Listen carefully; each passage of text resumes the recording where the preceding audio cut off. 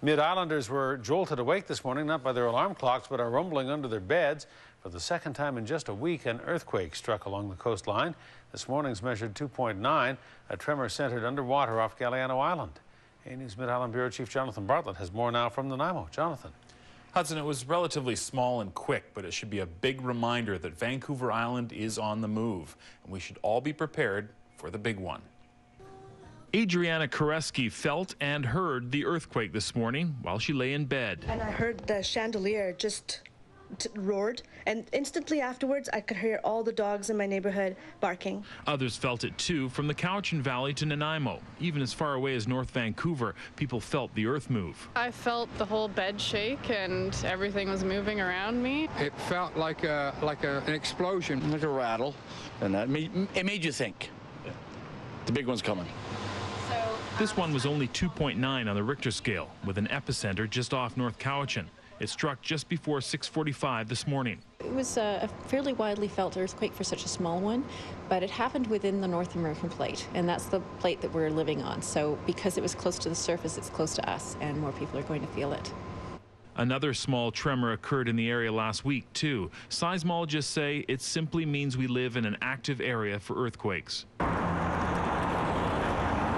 Okay, 2.9 on the Richter scale, not a huge earthquake, but experts say it should be a wake-up call for us all to prepare for the big one. And it's not if, it's when a big earthquake will hit the West Coast. A great earthquake with a magnitude of 8 or over strikes every 300 to 500 years on the West Coast. The last one was in 1700. And no, the small ones don't take the pressure off. In the last year in Western Canada, we located over 3,000 earthquakes. So it is busy here. However, those small earthquakes are only an indication that large earthquakes will occur. They don't relieve the stress of the larger ones. So you can still expect those larger earthquakes.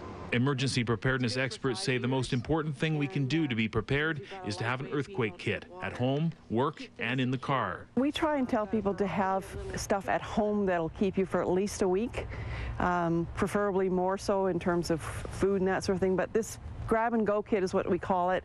Really, you know, a couple, 2-3 days kind of thing is key. Hopefully some people will take this morning's little earthquake as a wake-up call and be prepared to survive the aftermath of a big one. I'm going to start getting myself prepared.